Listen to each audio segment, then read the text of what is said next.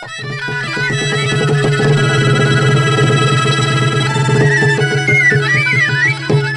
ទបញ្ជាផ្ទៃក្នុងរបស់អ្នកផឹកស៊ីដើម្បីឲ្យកម្មវិធីផឹកស៊ីមានសណ្ដាប់ធ្នាប់ល្អអ្នកផឹកស៊ីទាំងឡាយត្រូវអនុវត្តតាមបទបញ្ជា10ប្រការដូចខាងក្រោម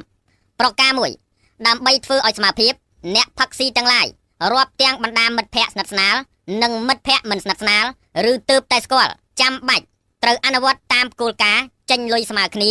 ឬម្ខាងចេញថ្លៃស្រាម្ខាងចេញសាច់ខ្លែមប្រការ2ពេលផឹកស៊ីត្រូវមានសុជីវធម៌ទាន់សម័យ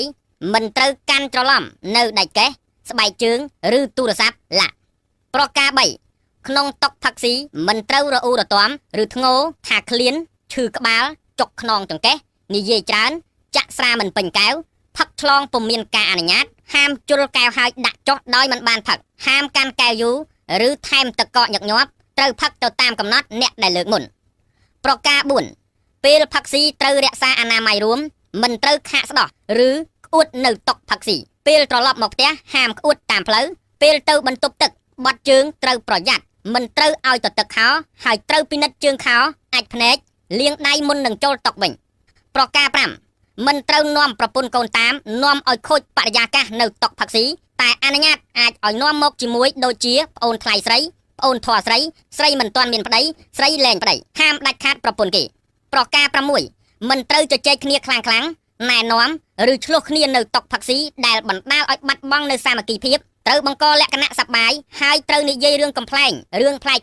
ព័ត៌មានទាន់ហេតុការណ៍ព័ត៌មានកន្ត្រាក់អារម្មណ៍ហាមនិយាយស្ដីតែម្នាក់ឯងច្រើនពេកត្រូវទុកពេលវេលាឲ្យមិត្តភ័ក្តិបញ្ចេញយោបល់ខ្លះផងទើបការផឹកស៊ីមានលក្ខណៈសប្បាយនិយាយស្ដីត្រូវប្រុងប្រយ័ត្នខ្ទាតទឹកមាត់ចូលម្ហូបនាំឲ្យមានការអាប់អួរដល់ការផឹកស៊ីប្រការ7ពេលផឹកស៊ីចប់នៅតាមផ្លូវត្រូវចេះប្រុងប្រយ័ត្នមិនត្រូវចាក់បាញ់ឆែវផ្ដេសផ្ដាសពីវាលពីកាលបើទ្រាំពុំបានត្រូវរកទីសមរម្យត្រូវចេះគោរពអនាម័យសាធារណៈពេលត្រឡប់ទៅដល់ផ្ទះហាមប្រើពាក្យសម្ដីខ្លាំងៗជេរប្រពន្ធកូនអ្នកជិតខាងឬបងប្អូនឪពុកម្ដាយអ្នករស់នៅក្នុងគ្រួសារដែលធ្វើឲ្យខូចកិត្តិយសខូចភាគរយដល់មិត្តភ័ក្តិដែលផឹកស៊ីជាមួយពេលព្រឹកថ្ងៃបន្ទាប់ត្រូវក្រោកទៅធ្វើការឲ្យទាន់ម៉ោងប្រការ8ពេលទទួលព័ត៌មានឬទូរស័ព្ទពីការផឹកស៊ីបើទំនេរត្រូវទៅជាបន្ទាន់មិនត្រូវយឺតយ៉ាវបង្អែបង្អង់អូសបន្លាយពេលវេលាឡើយជៀសវាងស្ថានភាពមន់រស់ជលមន់ងាប់ប្រការ9ត្រូវឧស្សាហ៍ពលកម្មធ្វើការងារឬលេងកីឡាដើម្បីសុខភាពអាយុយឺនយូរដើម្បីបានផឹកស៊ីយូរអង្វែង